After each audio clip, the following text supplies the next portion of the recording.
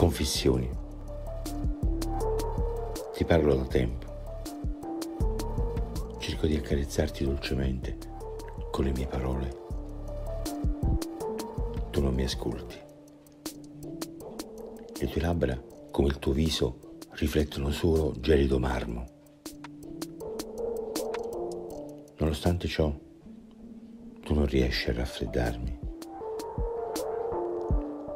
Non senti la mia disperazione. Non senti la mia infelicità. Ti sto confessando la fine del mio amore. Eppure tu resti insensibile, immobile. Oggi ho capito finalmente la verità. Ti ho amato solo e solamente io.